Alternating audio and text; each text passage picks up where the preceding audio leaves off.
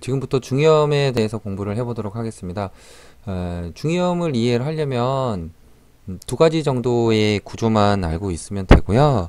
일단은 첫 번째는 말 그대로 귀의 구조에 대해서 이해를 하시면 됩니다. 그 두 번째는 애들의 특징적인 귀의 구조 모양을 기억을 하시면 되거든요. 우선은 첫 번째로 볼 때 구조를 잠깐 살펴보게 되면은요. 여기 있는 이 그림을 조금 확대를 해서 보도록 할게요. 지금 이 그림 같은 경우는 중이염에서 나타나는 그 귀의 일반적인 모습인데요.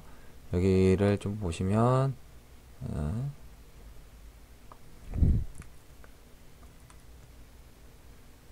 자, 여기가 지금은 귀이고요. 그 다음에 여기 이쯤이 코가 되겠죠. 그 다음에 여기에 뭐 눈이 있을 거, 눈이 여기 있을 거고요. 웨이도를 통해서 이렇게 우리가 스코프를 보게 됩니다. 그럼 보면 여기 작게 보이는 빨간 거 보이시죠?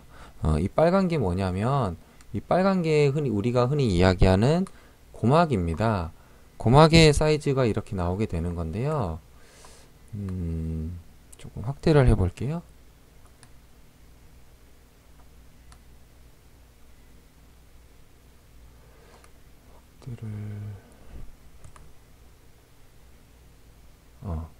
여기 보시면 여기 보이는 이 해당하는 부위가 고막이고 스코프를 통해서 보는 게 결국에는 이 사진을 보는 거예요. 근데 여기에서 농이 찼다 안 찼다를 보는 거기 때문에 실제로 이 사이에 농이 찬 게 아니라 이 고막이라는 반투명 창을 통해서 보이는 이 부위의 문제를 보게 됩니다. 여기서부터 여기 전체에 해당된다고 보겠죠? 그러니까 중이라는 부위는 실제로 여기에 불과하기는 한데 여기에 염증이 있다는 말은 결국에는 여기 밑에도 염증이 있다는 얘기가 되겠죠. 그래서 이 중이염이 있으면 이 여기 전체를 문제를 삼게 되는 거고요. 귀의 구조를 보시면 지금은 이렇게 간단하게 볼 수가 있는데 실제로 조금 체크를 해서 본다면은 중이는 말씀드린 대로 여기까지가 되고요. 내이라고 하는 부위가 이 안쪽에 대한 부위입니다. 즉 중이염의 그 귀의 구조에서 기억을 해 두셔야 될 건 위쪽에 문제가 생기는 게 아니라 여기 안쪽에 문제가 생긴다는 거고요. 이 안쪽에 문제가 생기는 걸 확인하는 부위가 바로 여기 있는 고막이 되겠습니다. 스코프는 우리가 항상 이렇게 귀를 통해서 보게 되죠. 그래서 이 구조를 기본적으로 알고 계시면 중이염을 이해하는 데 도움이 많이 되고요. 두 번째는 또 한 가지 보셔야 될 거는 뭐냐면 보통 우리가 이걸 그림으로 다시 한번 그려본다면은 귀가 이렇게 있을 거예요. 그 다음에 사람마다 귀가 있고 여기에 보셨던 이 관, 웨이도 쪽으로 향하는 이 관이 이렇게 생기게 되고요. 그 다음에 여기에 특징적인 고막이 있죠. 그 다음에 고막에서 이렇게 연결되는 이 관이 또 하나가 있습니다. 이 관은 보통은 코로 연결이 됩니다. 그래서 이 관이 흔히 이야기하는 우리가 이름을 붙여서 이야기를 하기를 이관이라고 하죠. 이관 혹은 이거를 유스타키오관이라고 하기도 합니다. 여기에 있는 사진을 잠깐 보면은요. 이 사진에서 사진이 이건 왼쪽 귀를 나타내기는 하지만 여기가 코와 붙어 있는 이 해당하는 부위가 이관이 되고요. 그래서 그림으로 그리면 요 부위가 되겠죠. 여기. 그 다음에 여기가 또 코에서 고막까지 가는 부위가 여기가 또 이관이 됩니다. 그래서 이관이 소아와 아이들이 좀 다르기 때문에 특징적인 문제가 생기는 건데 우리가 스코프를 통해서 보는 거는 고막이죠. 고막에 여기에 만약에 문제가 생겼다, 빨갛게 염증이 올라와 있는 모습이 있다, 그러면은 고막에 여기에서 빨간 모습들이 보일 겁니다. 그리고 어느 때는 노랗게 농이 차 있기도 할 거고요. 그럼 이 농이 차 있다는 것은 어떤 의미냐면 여기에만 문제가 있는 게 아니라 실제로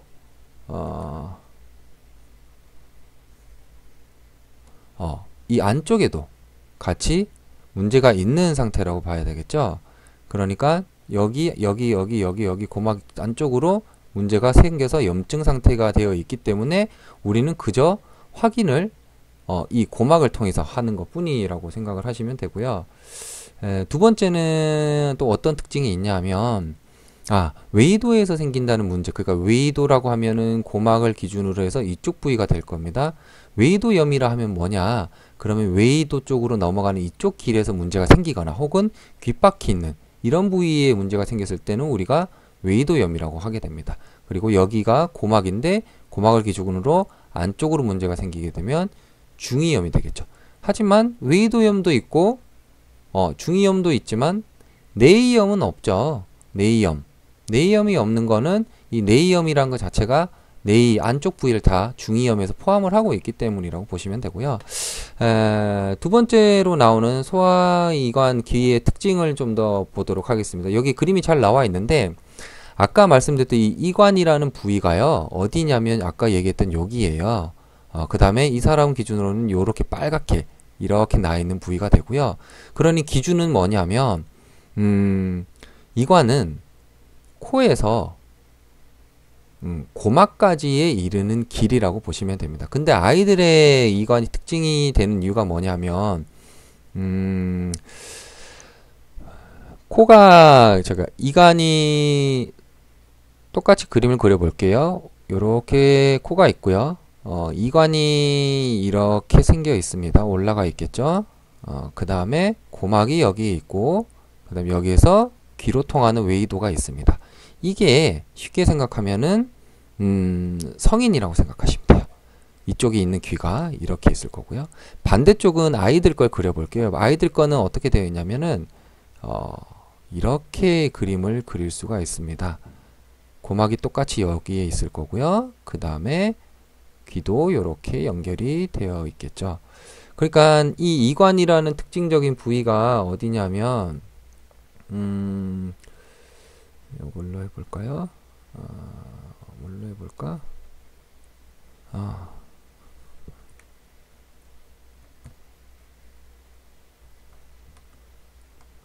이관이라고 하는 이 특징적인 부위는 어디냐면 여기에 부위를 얘기를 합니다.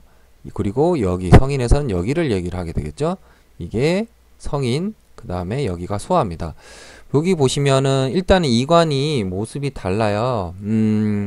얘네는 색깔을 먼저 보게 되면 색깔이 아니라 이걸 보면 먼저 이관 자체가 약간 경사져 있는 게 보입니다. 각도가 이렇게 올라가고 있다는 거고요. 얘들 거는 평행해요. 거의.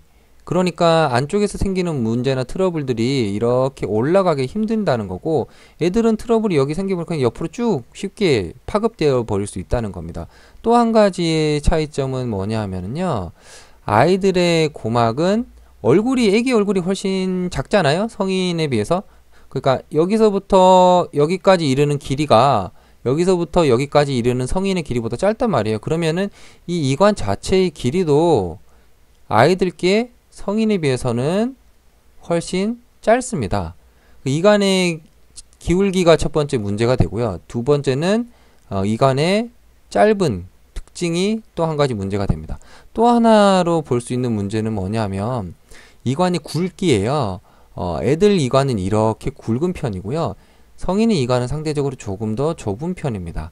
그래서 이렇게 생기는 문제들이 여기에서 자주 보일 수 있다는 거고 결국 세 번째는 이관이 아이들이 좀 더 굵다. 이러한 이유들 때문에 중이염이 자주 생기게 되는 겁니다. 이렇게 자주 생기는 중이염은 보통은 2에서 3세까지 해당이 되는 부위가 될 거고 시기가 될 거고요. 다시 한번 정리를 하자면 귀의 특징적인 구조상 이관이라는 존재가 중요하고 그 다음에 이 고막을 통해서 우리가 중이염이 있다 없다를 판단하게 되는데 스코프는 이렇게 본다는 거고요. 외이, 중이가 구분이 되어 있고 아이들과 성인의 유스타키오관이라고 하는 이 이관이 특징이 다릅니다. 아이들에게 세 가지 나타나는 기울기가 좀 더 평행하다. 그 다음에 이관이 짧다. 그 다음에 이관이 굵다. 이 세 가지 이유들 때문에 아이들한테 중이염이 많이 나타나는데 그때 말하는 그 아이들이라는 건 만 나이로 2에서 3세 정도에 해당 어릴 때 생후부터 해서 만에서 3세 정도까지 해당되는 아이들이라고 보시면 됩니다. 이렇게 하면 중이염에 대한 교갈이 종료가 되고요. 다음에는 중이염의 연령에 대해서 다시 공부를 해보도록 하겠습니다.